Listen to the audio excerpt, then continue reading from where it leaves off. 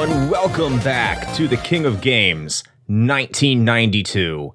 We are in the semifinals, and I think like every single matchup that is in this competition so far, wow, do we have a big one for you. It's like boo, do baseball, is what the kids would say about this episode. If you already know what that is, I think you know that maybe I'm a little bit biased, but if you're a fan of the Retro Hangover podcast show, you already know that. So I'll try to keep that in check. But today, it is going to be the juggernaut Super Mario Kart against Sega's Last Stand, Streets of Rage 2, our number 2 seed versus our number 7 seed.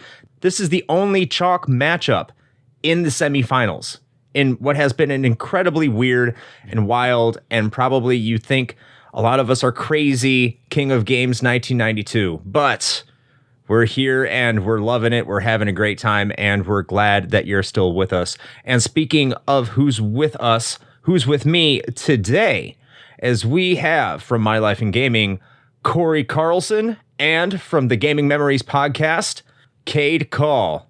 Thank you, gentlemen, for joining me on this, what is sure to be a just slobber knocker of a competition. Blobber knocker? Did I say blobber knocker? I thought I said slobber knocker. Oh, no. Oh, it's no, don't. That's great. You said blobber knocker, which is, in hindsight, probably a truly original saying. You might have come up with that. I thought I said slobber knocker. Blobber knocker. Maybe I have some of what Cade likes to take a lot. I've heard of. A blobber knocker. Blobber knocker. It's just because I got hit in the face with a bare knuckle. That's what's going on. Oh. Ouch. Yes, Chris, I am high, but it's not going to affect. Oh, here we are. You insinuated. I had to wait for you to finish your saying. But I just said wanted, what you do, not what you are right now, but thank you. Thank you. But I just wanted to let everybody know that it will by no means affect my logic, which is purely not rational and emotional only, and how I'm going to handle this. So I just want to let everybody know, because I know the last episode I was on with Shane, your wonderful co-host, and he went out of his way to mitigate his biases to try to be fair. He's a good human being. He did. I'm not. I'm going to make zero attempt to do such things. Oh, geez, it's going to be a knockdown, drag-out fight, I guess. This is going to be wild. So before we get started, though, I want to really talk briefly about how these two games got here. It's really simple. Super Mario Kart. I think Super Mario Kart faced Mega Man 5. So I think the Blue Bomber didn't really have much of a chance there because it's just one Mega Man of many Mega Mans, as good of a game as that is. I did beat Night Trap.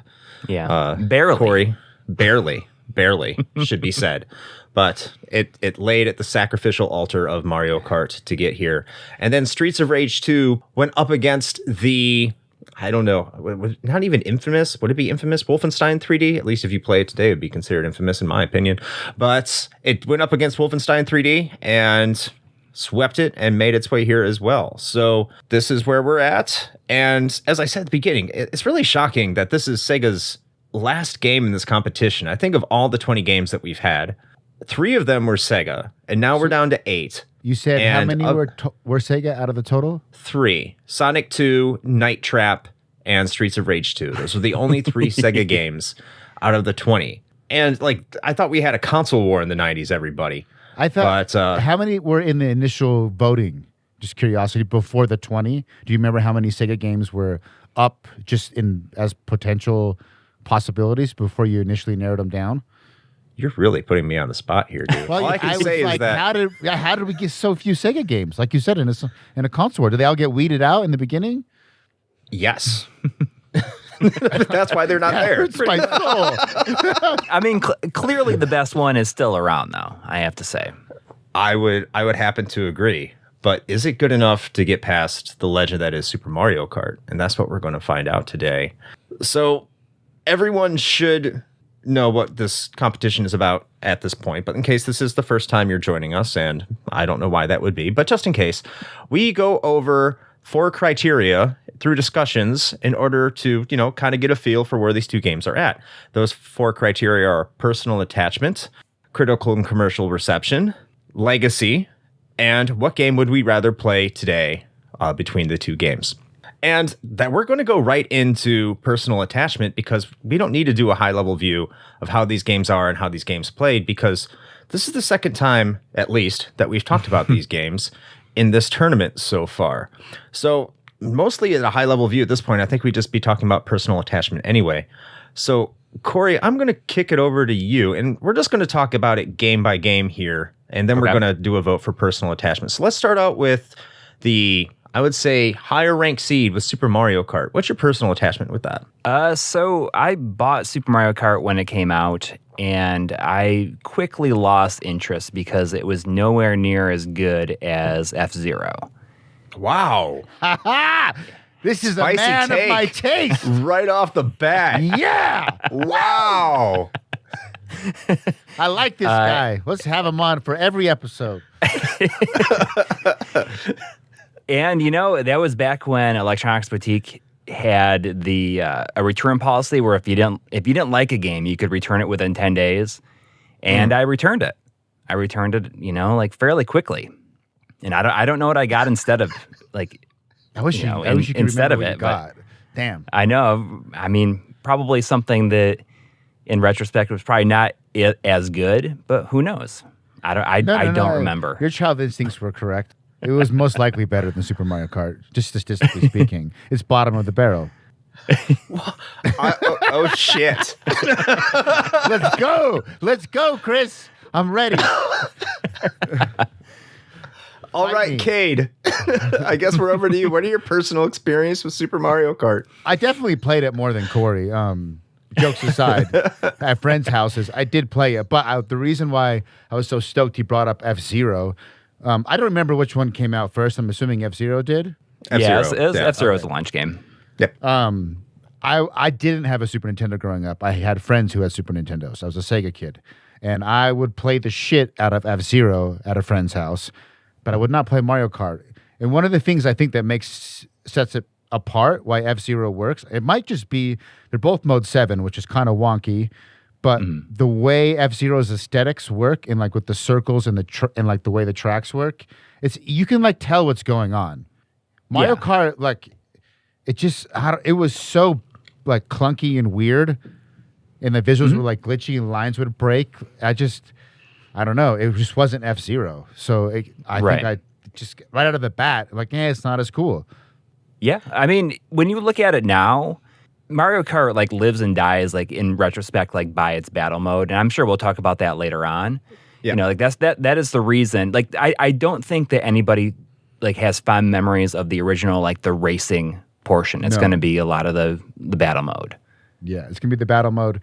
And it just wasn't, I mean, we're going to talk about it, but it's right. Mario Kart doesn't get, I think if you took a poll of everyone who loves Mario Kart, over 90% of them would be 64 is the start for them. Because it's just superior. It's way better. And that is something I wanted to get to later. And that's definitely, I think that's going to be a topic we're going to touch on. We have to touch on that in Legacy. And Legacy is going to come up, yeah. Yeah, we'll definitely talk about that there. So I guess, holy shit, I'm going to be the odd man out here. At least, okay. So I got Mario Kart 2 shortly after it released. And I got to say, like, Corey, I got to disagree with you. Because I have a lot of memories of playing the single player experience. Not so much like the single player experience by myself per se, but playing with a friend. Like co-op, GP race mode. And playing those tracks. I still had a really good time. I remember that I would go back and play this game. And I would like go to Bowser's Castle on the first, I think 50cc. And just make it a game in and of itself to try and lap the second place racer. And that would be a personal goal of mine. So that was a lot of fun. But yeah, I absolutely had a great time with this game. It was a game I played a lot. It was a game I would take up to my friend's house at New Year's every year, and we'd play the GP mode together. And battle mode was one of those modes that my father would actually take some time and play with me. Oh, that's fun. Yeah, there's a lot of personal attachment to Mario Kart. And it's not like I was an exclusive Super Nintendo kid. I was a Nintendo kid. Don't get me wrong, but I did have a Sega Genesis in my house as well. But Super Mario Kart got a lot of play, and it got a lot of play for a long time. And it's definitely a beloved game to me. There's definitely a lot of nostalgia there, which is why I'm just completely blown away that you guys are like, fuck this game. Like, Well, was not expecting this off the bat. I'm not. It's not- I mean, I'm being a little extreme for entertainment's sake. Most of it comes from. I think, like when I thought about the legacy and specifically, what would you rather play now? We'll get there. I do not like playing Mario Kart right now. Like the original. It sucks. But it's hard to remember how much. Fuck, Cade. How much That's fun the was last criteria. What are you doing? I'm just saying, when it comes to personal attachment, I believe you. I believe lots of people had fond memories, but it still sucks. Yeah. Well, I think one of the reasons that a lot of people have fond memories of Mario Kart is because it was so accessible. It was Yes. something that I think, like you said, your father played it with you, and like that's certainly not something that I bet you a lot of people, like a lot of kids could say, or a lot of adults now could say about my father played Streets of Rage with me. No. I Yeah, fair point. Was there anything considered a kart racer before Super Mario Kart? We'll get to that in Legacy, but no. Cade, for sticking one How is topic it- at a time. How is it legacy? It's pre-legacy. Come on. This is not I mean- pre-Legacy. That is Legacy. it created like the mascot That's what I was wondering. car If it- racing. It genre, did, yeah. essentially. I would say it's a subgenre. There's a lot there, and yeah. Let's transition over to Streets of Rage 2, because I think Cade's probably going to talk about how much he wants to play it over Mario Kart, because we already did that.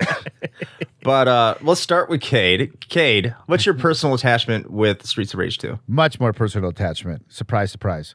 I had a Sega. I was a Sega kid. So Streets of Rage 2 was massive. I mean, Yep. if you were a Sega kid, that was...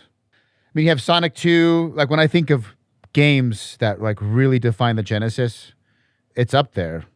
It's, like, in the top five for sure. Top 3 for a lot of people. And for, a solid amount of people, I would say number 1. Sonic 2 probably, percentage-wise, has bigger market share for, like, that little slice of nostalgia. But Streets of Rage 2 was awesome. R.I.P. Yeah. Yes. And it was just a huge game. I played all 3 of them. It was the best one. I do like 3 a little bit, but it's not a better game. There's just things when I was a kid I was excited about it, which... It has problems. Yeah, and speaking of you talking about how not many people can say their dad played Streets of Rage with them, that's a very valid point. For me, it was the opposite. It was either the precursor to the ESRB or right when the ESRB came out. It was around the time that Streets of Rage 3 came out. And it was... Or there was like the previous version that was like Genesis only or something. I forget. We looked it up once, but I can't remember. But anyway, the game was rated teen. I was not a teen. My dad found out about it. Not only did he not let me play Streets of Rage 3, but he retroactively took away Streets of Rage 2 and 1. Oof. So there's also He that saved memory. you and hurt you at the same time. So for me, playing 3 was like, ooh, I got to play it even though I wasn't supposed to. So that might have... Long story short, the whole franchise, Streets of Rage 2, lots of personal attachment. As I said, I'm not going to be rational. I love it. I mean, this is why this is a tough competition for me, at least. I'll try to keep it tough on my end. Streets of Rage 2 was not the first Sega Genesis game I played, because I played it at my neighbor's house. I played it at my friend's house. But Streets of Rage 2 was the very first Sega Genesis game I owned. It came in with what I thought was called the Fighters Bundle, which came with the system. Streets of Rage 2 is bundled in with it, and also came with the Mega Fire controller, which was a turbo controller. So if you know, like the TurboGrafx 16, which comes with turbo switches, the Mega Fire controller is essentially the same thing. And it has the start button in a different location. It's the same kind of controller, but I know I'm talking so much about the controller, we're talking about the game. But yeah, the game came with the system. And no, my dad didn't play with me, but you know what? Sure as shit, my friends did. I mean, my friends played Mario Kart with me too, but this was definitely a game that you wanted to play co-op. But when your friends left, it was also a game that you could play by yourself. And, you know, people who've listened to this podcast, you've heard me say over and over and over again that Streets of Rage 2 is my personal favorite game of all time. And yeah, so obviously there's a lot of personal attachment, but I will say that personal attachment came much later. I think it became more in adulthood when I started collecting again and really started playing retro games and see how they held up today compared to how they held up back in the day. And like that, I'll talk more about that in head to head, but like that personal attachment really like blossomed then when I realized not only I had nostalgia for this game, but it's still a game that I can play today and I love a lot. So that personal attachment's certainly up there for me. Corey.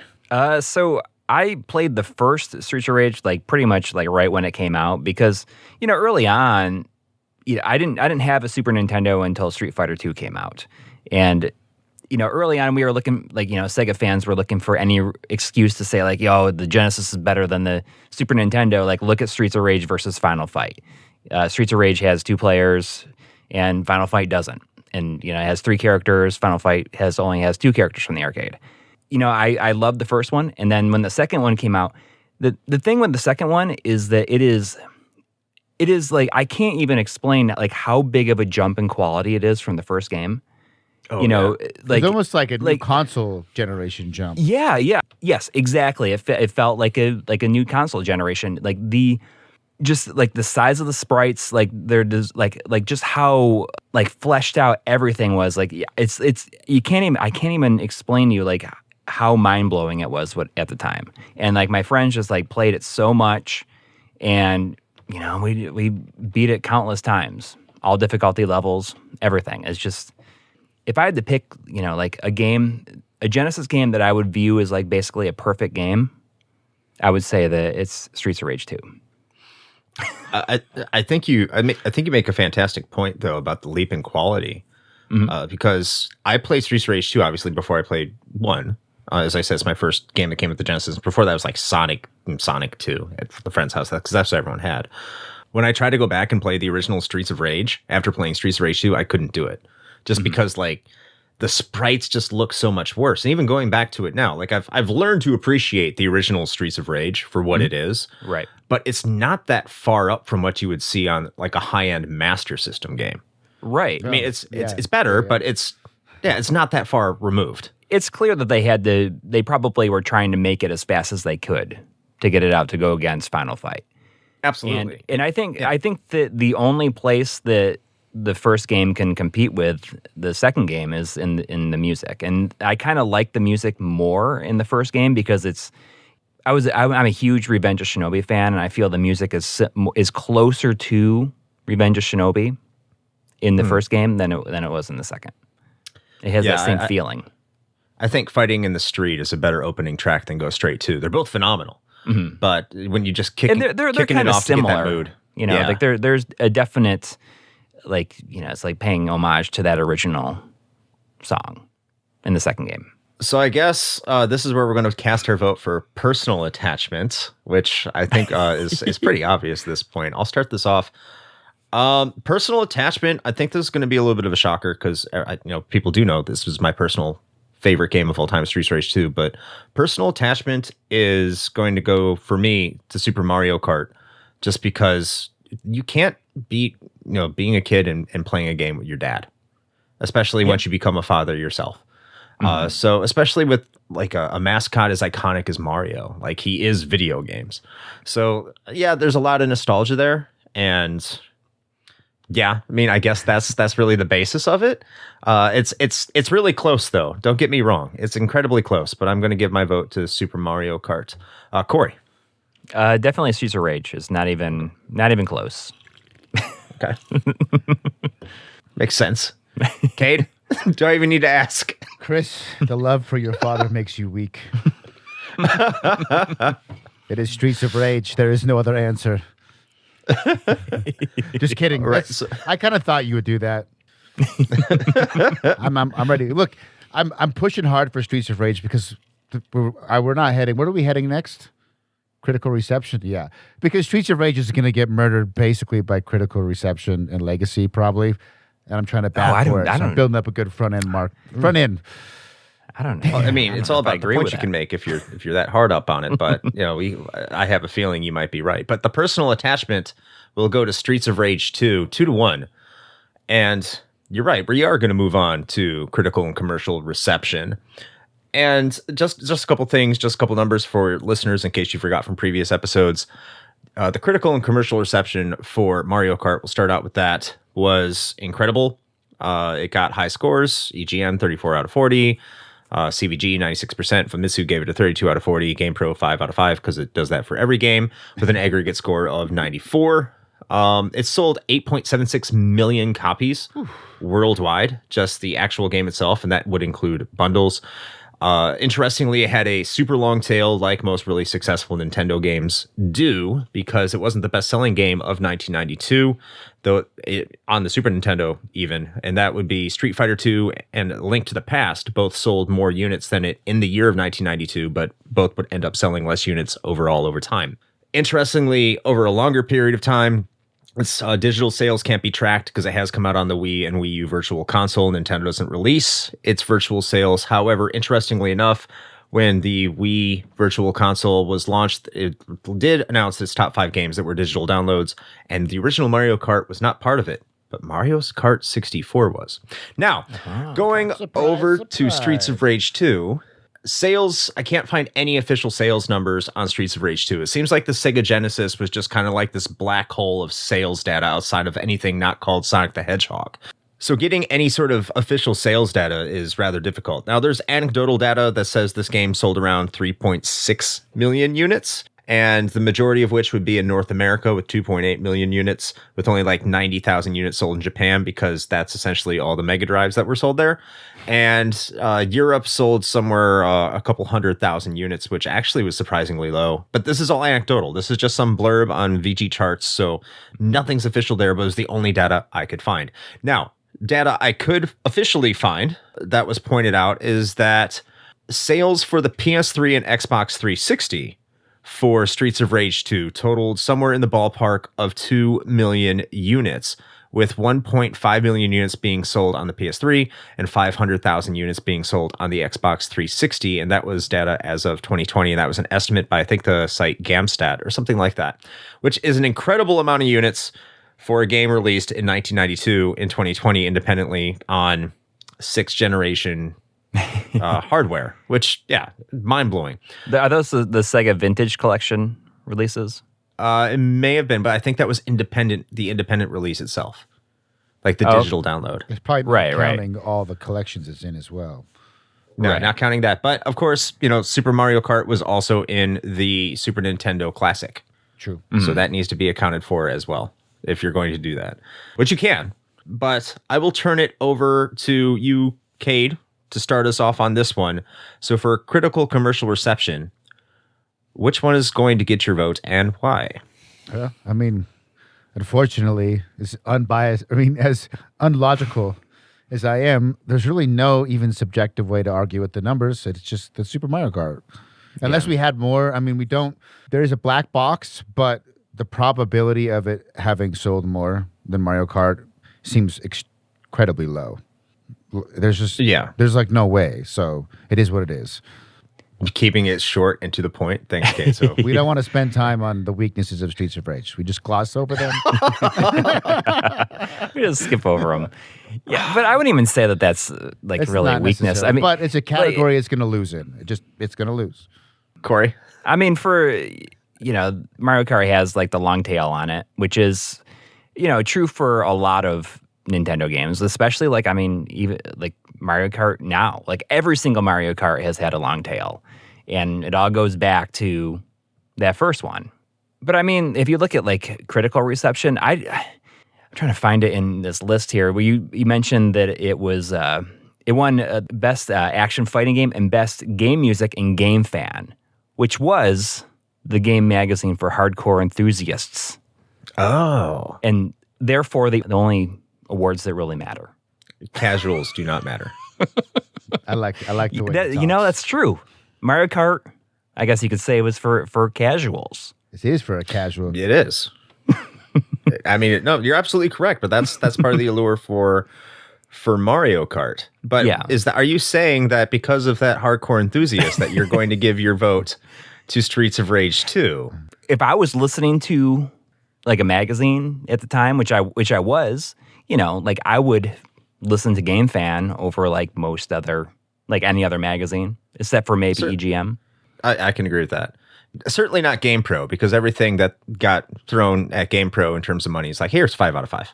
Yeah. Enjoy it. Yeah. Big game, 5 out of 5. But, like Cade says, the numbers don't lie. And I'll say Mario Kart just because like that's what it is going to be. Okay. So I'm also unsurprisingly going to say Mario Kart. Cade was right. It's going to, it's going to win. You say the Streets of Rage 2 is going to lose. No, Mario Kart won this one. Okay. I mean, I like what he was saying. You could argue that critical reception outweighs commercial reception, like if you value. So then you could say all these critics talk about Streets of Rage. Well, let me say this is a lot closer than what you have been saying here, Cade. And this is why I say it's a lot closer. So Super Mario Kart sold a lot in its day, but it also had the Mario branding. You're talking about a face that was more popular than fucking Mickey Mouse at that time. True. Yeah. So yeah, Mario is going to move units despite whatever Mario is doing. And in 1992, Super Mario Kart was a really fun and decent game. And a lot of people liked Mario Kart in 1992. And so they went out and they bought it. Mm-hmm. But you're talking about critical and commercial reception. Like when you're talking about reception, there's retrospective and there's contemporaneous. And the retrospective critical and commercial reception, I actually think there's a case that Streets of Rage 2 beats Super Mario Kart. And I don't even think it's close. I don't retrospectively. 100%. Like I thought this was maybe something we'd be talking about later on, but I mean, looking back, I think that a lot of people will say that, Streets of Rage 2 is a much better game than Mario Kart was. I mean, if they had to pick either one to play, like now. Yeah, and this does kind of bleed over into Legacy a little bit. I'm sure we're going to talk about this. I'm going to try and not bleed over too much here. Mm-hmm. But when you look at a critical reception, now the original Super Mario Kart, if you look at a lot of sites like EGM, they continuously put the original Super Mario Kart over Super Mario 64 in terms of the best games of all time up until about the mid-aughts. Now, one of my theories of that is everyone who grew up with Super Mario Kart grew up with the D-pad. But you don't hear that a lot anymore because now modern game journalists, critics, and most of the gaming public grew up with an analog stick.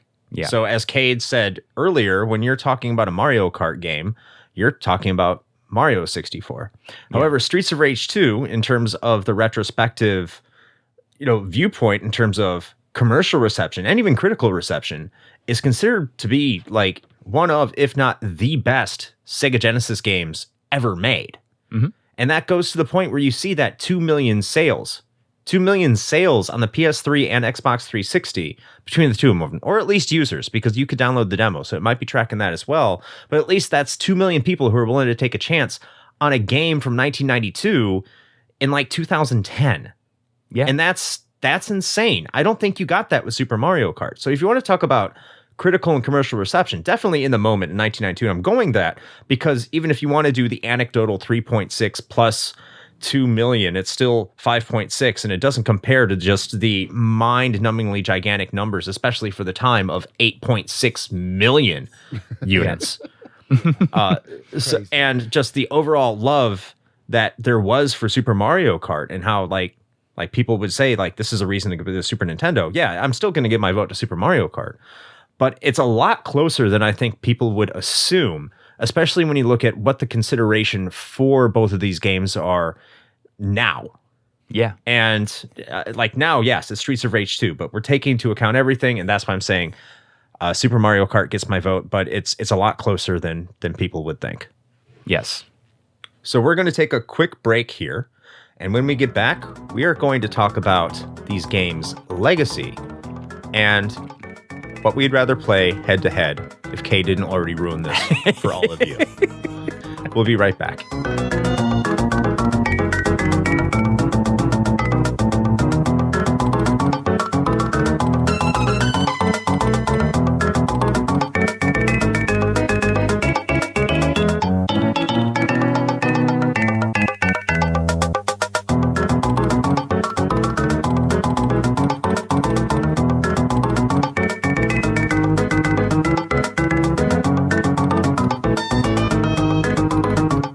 And welcome back. So we're going to get more into this competition here and hope Cade doesn't just put all his cards on the table as he has been. We do love you here, Cade, because this is highly entertaining. I do killing it. But we're going to jump right into Legacy. And I'm going to start this one off. The question on what game has a higher legacy between these two games is really hard to not say Mario Kart. One of these games is the founder of a subgenre, which is the mascot racer. Now, it's not entirely original because you did have combat racers, even from Nintendo, if you want to go back to Mach Rider on the NES.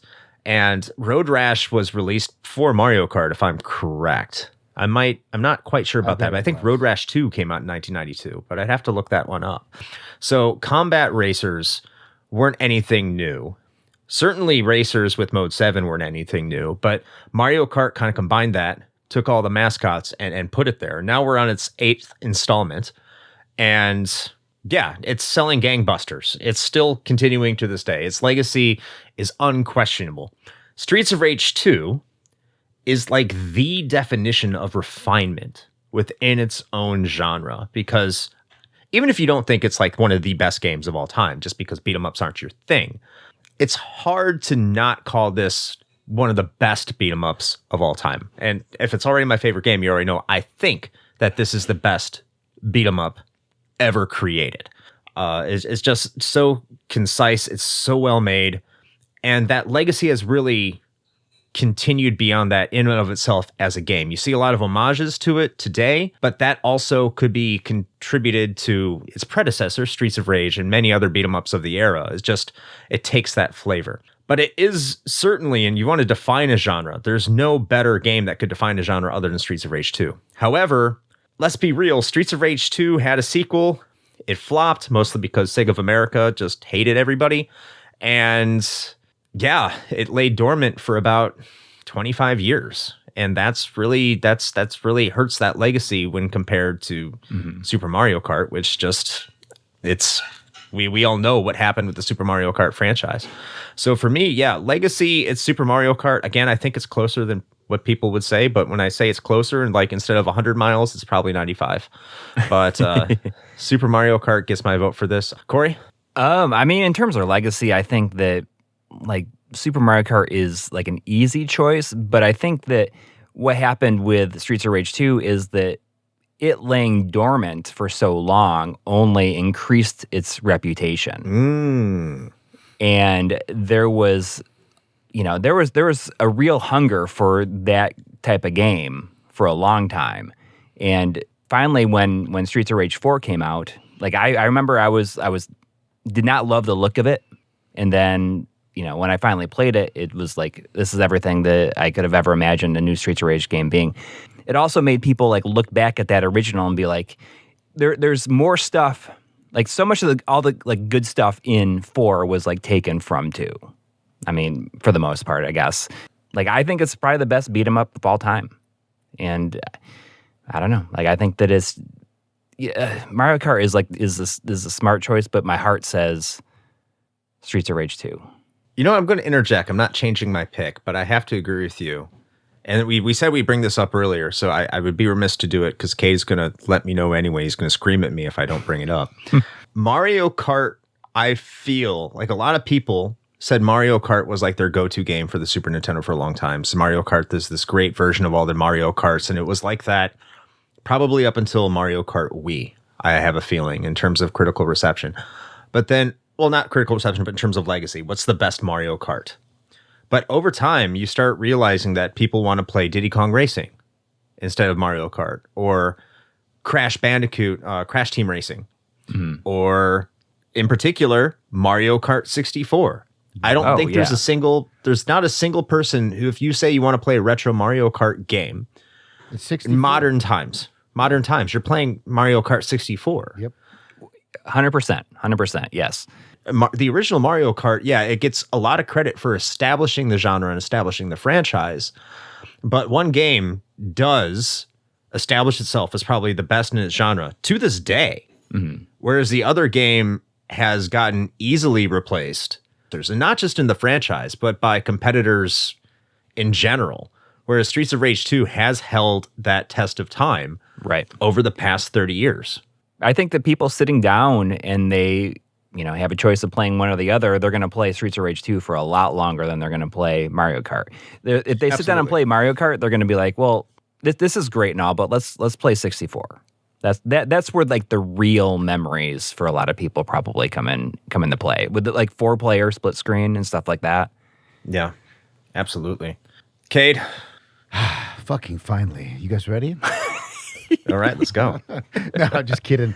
So I was a little confused. I was under the impression that, at least from the previous episodes I've done with Shane and you, that we couldn't talk about retrospective unless we were You absolutely can. Unless we were talking about legacy. Everything else had to be at the time of 92. So you guys kind of brought a lot of the points you made in. I would have put on critical and commercial reception, but I thought we were only really allowed to like compare its sales at the time. But that's fine. I'll echo everything you guys have just said, and I think that fits into legacy. To me, Mario Kart feels like the tech demo that led to Mario Kart 64 and the formula. No one wants to play it right now. Even gamers who are older than me that probably spent as much time playing Super Mario Kart as Mario Kart 64, we still end up playing Mario Kart 64. Again, to echo what you guys are saying, I would 100% agree with that, my own personal experiences. Legacy-wise, I weigh all the things you were saying a little bit more than the fact that the franchise of Mario Kart has sold so well, because all that ammo was used up in critical commercial reception. We talked about the franchise. Legacy to me is less about the IP making money and more about how the game stands the test of time. Yes. So that's everything you guys have just said. I would agree. There's nothing really new to add, but because to me, the definition of legacy, that those things weigh more in that algorithm of thinking than critical and commercial reception, I would say Streets of Rage 2 gets this easy. Because we're not talking about the legacy of the franchise. We're talking about the legacy of the game. Yes. Yeah, I 100% agree. Fuck yeah! Woo! I'm not changing my vote, but Damn it. I was hoping I would get a switch. I see where both of you didn't get a sweep. But guess what? Streets of Rage 2 does win the category 2-1 in terms of legacy, and I think that's a shocker because it lost to Wolfenstein 3D, which I guess kind of makes sense. That makes sense. I mean, Wolfenstein 3D was, But I could argue first-person shooter, the first one. Yeah, it's the first one. But again, the point, if you're comparing the game versus the game, not that the fact that the game spawned a genre, which is important, but like you mentioned, Streets of Rage 2 is often considered not the definition and still the best game in the genre. You could never say that about Wolfenstein or Mario Kart or a lot of these other games. Mm-hmm. You're right. That's definitely true. Legacy, Streets of Rage 2, 2-1. And I think this one is the one that we've all kind of known where it's headed, but this is where I think a lot of us are just, it's going to get pretty brutal, I have a feeling, if you couldn't already tell at this point. And because I introduced it like that, Cade, which one of these games would you rather play head-to-head Mario Kart, what are you talking about, dude?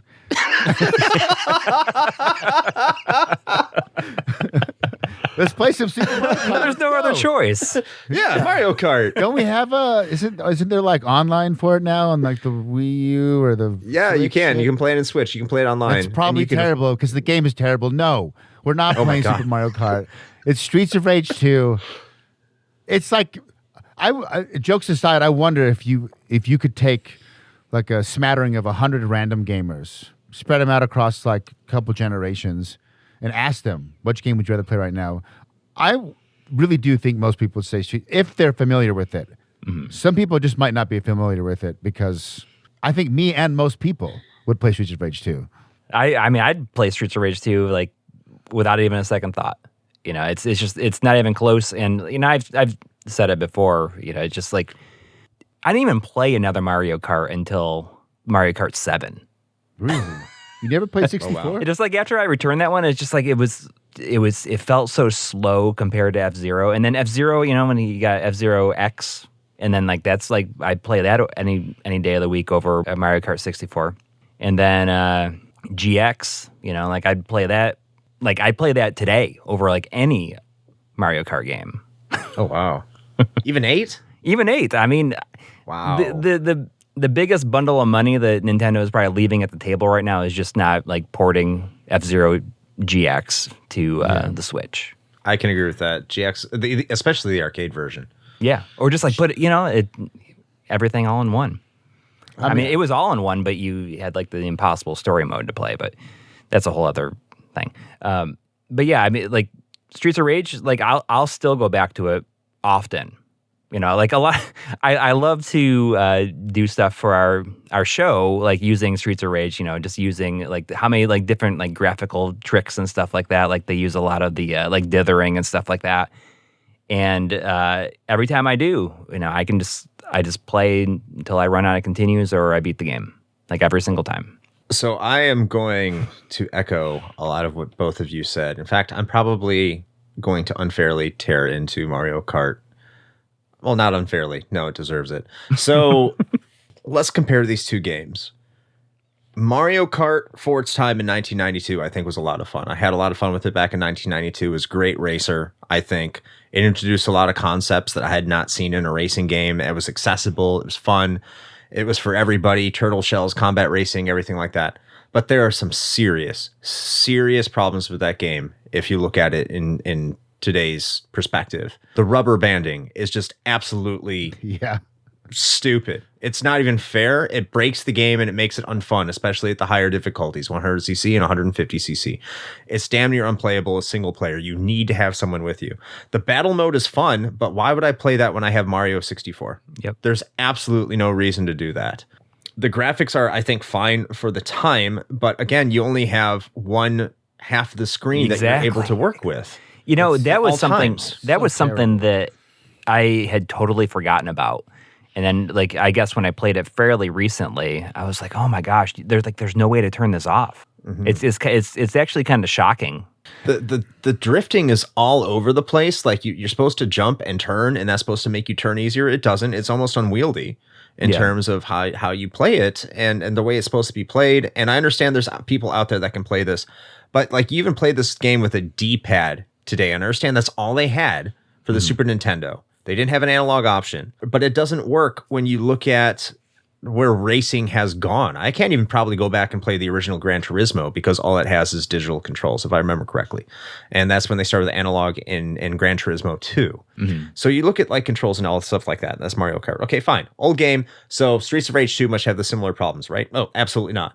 Absolutely not. Graphically, it still holds up today. There are games that are released today as retro-inspired games that do not look as good as Streets of Rage 2. Like not even close. Yeah. Preach, brother. There are games in the beat-em-up genre that are released today that do not control as well as Streets of Rage 2. Top to bottom, as balanced, it's a fair game, it's a fun game. Yeah, you put it on hard, it's going to be hard, like a beat-em-up, but it doesn't abuse you like a Final Fight. There's very few games in the beat-em-up genre that even compete with this game. One of them was in this competition this year with Turtles in Time, and I think that this game is a better game than Turtles in Time. I think it's close, but I think that is a better game than Turtles in Time, just because it's depth. Yes. It has a ton of depth. Every single character is different. They control different. They play different. It has a ton of replayability, and it looks brilliant. Out of all the games remaining in this tournament right now, there is no game that you could play today and it could be released today and you couldn't mistake for a retro throwback other than Streets of Rage 2. That's a super Every good single point. other one of these games plays like a 1992 game. This plays like a game released in the 2020s as a retro throwback beat 'em up. It's I don't timeless. think there's any debate about it. It is timeless. And you hear everyone who plays this game, for the most part, that's into retro games and into this spirit, and they're like, I have never played this game, and this blows my mind. And that's where I am at with this. I'm still with Streets of Rage 2. So yeah, absolutely, I play Streets of Rage 2 over Mario Kart. And if you say otherwise, you're fucking wrong. I'm sorry. You're just wrong. Because it is such a superior game, gameplay-wise. And yeah, so yeah, 3-0 sweep, Streets of Rage 2 crushes Mario Kart in the head-to-head. Is that enough to carry Streets of Rage 2 over Mario Kart into the quarterfinals? We will find out after this short break. See you in a few.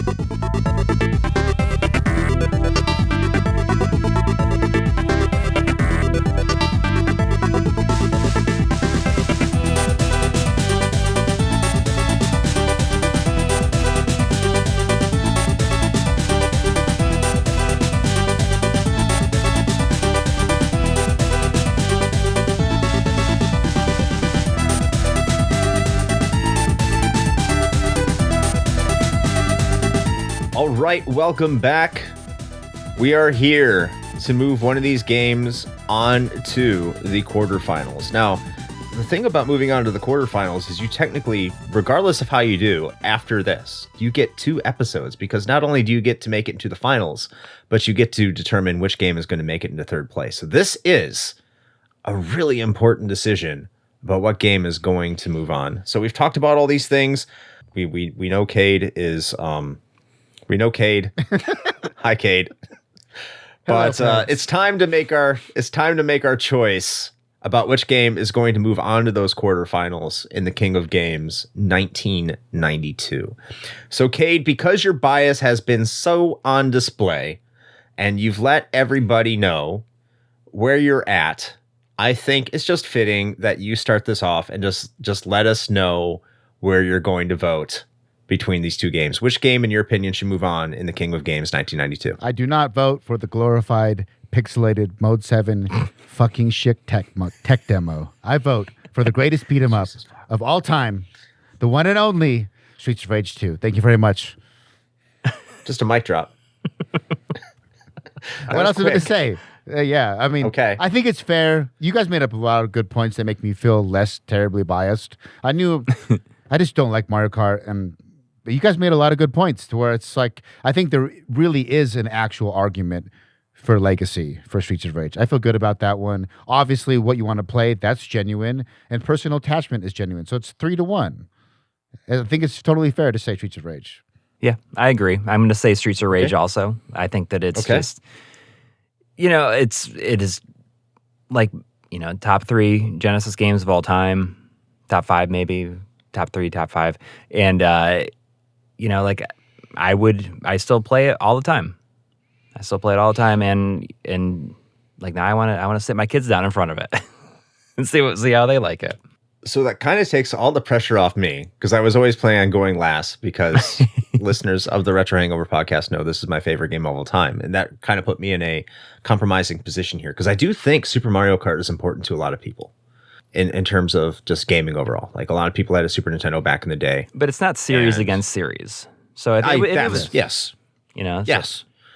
And that's something I was wrestling with coming into this, is if I pick Super Mario Kart, am I picking the franchise or am I picking the game? And if I'm picking the game against another game, then what am I looking at here? I'm looking at 2 games that, if you collectively look at all these criteria and you collectively look at everything going back, today, I don't think there's a single person, if you played both of these games right now, who would tell you that Super Mario Kart is a superior game. I just don't think they would do that. Now, I know there's people out there who don't like beat 'em ups because they are inherently repetitive, and I understand that. But if you want to look at the type of beat 'em up where you have 4 really unique characters that you can play as, and it's designed so well, has beautiful graphics that hold up to this day, one of the best soundtracks of all time, widely in any hailed across the video board game. Yes, as one of the best soundtracks of all time. Probably one of Yuzo Koshiro's finest work, other than Streets of Rage 1. In like 2014 or something like that, he was at MagFest, and I saw him like DJ that soundtrack to like a whole room, like a giant like auditorium of people, and it was just as good as the first time you heard it. He's brilliant. And it's like this, a lot of people are going to look at this and they're going to be like, how in the world are you deciding to move on Mario Kart, the Mario Kart, over Streets of Rage 2? And even I look at the rankings. Streets of Rage 2 are 7th seed. Mario Kart are number 2 seed. And it's clear to me I understand a lot of people voting are really really big fans of the Super Nintendo, probably defining system of their childhood. And Sega is just not there for a lot of people in this group. I understand that. And I think that's a big thing with a lot of retro gamers now. Nintendo wins the day in terms of nostalgia. Mm-hmm. If you throw nostalgia out the window, which is part of this, but it's one part of that criteria with personal attachment, you really look down on this and you really look what people want to play today and what they're going to have fun with, what they're willing to buy, what they're willing to go back to. Streets of Rage 2 wins in spades. People still call this the best beat 'em up of all time.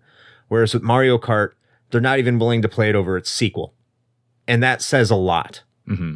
And I understand sequels are supposed to be better. But there are people who'd rather play Streets of Rage 2 over Streets of Rage 4, which just came out with years and years and years of knowledge and development. There's people who want to play Streets of Rage 2 over almost any modern beat 'em up. Almost any. Yeah. Yeah. It's still there. And that feeling is still there.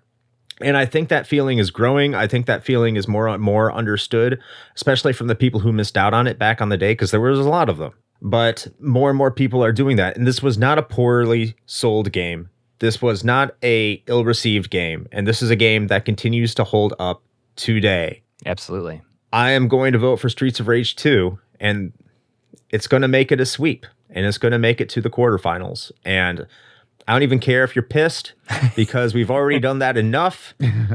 This is great. Streets of Rage 2 is the better game. If you don't believe me, go play them both and come back and let's fight. Bare knuckle brawling. Is it Bare Knuckle Fighting was the original title, or Bare Knuckle Brawling? Just bare knuckle. Oh, it's just bare Knuckle. Bare knuckle. It's well deserved. I mean, it's not really even a debate. I like the point we all made it at different points in the podcast. It's game versus game, not series versus series. And right. Game, series, legacy, critical reception, those are two components of the criteria. I think critical reception, commercial reception, we all agree. You can't really argue against that. But two of those, personal attachment and what you'd rather play, are totally subjective. We can be totally honest, and that's fair. And I think the only place where you can truly make an argument where this would sway would be how you interpret legacy. Mm-hmm. So if you're upset, it really just comes down to how you interpret legacy, in my opinion. I don't think there's any reason to be upset. I honestly think most of the people who are going to listen to this are going to know that the superior gaming experience is Streets of Rage 2. Yeah. And that's no knock on Super Mario Kart. It did a lot for the gaming industry. It certainly did. And it really changed the way that we play a lot of our racers. But I don't think it's a superior racing experience, even on the Super Nintendo. And no one's going back to play Mario Kart other than for nostalgia alone. And I can still go back to Streets of Rage 2 for pure gameplay.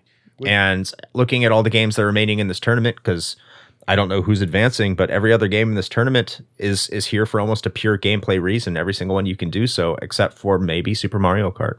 Yeah. And I think it's the weakest one that made it to here in terms of gameplay. It made it really on its legacy and its reputation. It made it here on the backs of the games that came after. Absolutely. So I think this wraps this up officially.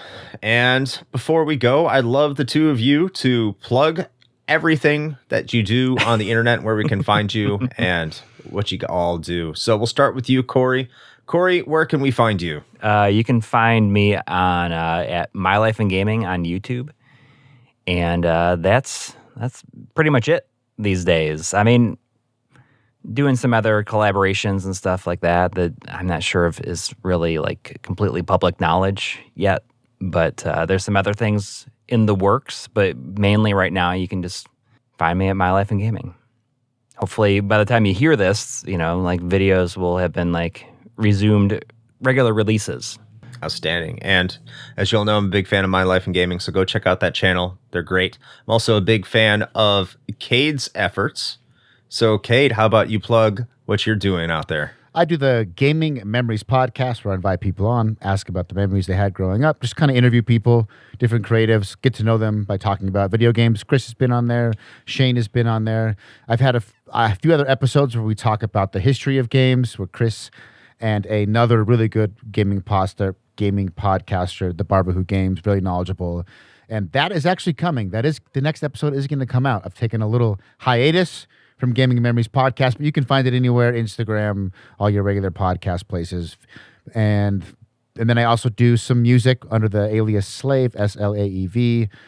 If you're into electronic stuff, you can check that out. And you might be in electronic stuff if you like Streets of Rage 2. I'm just going to say that. Yeah, in fact, I had the idea.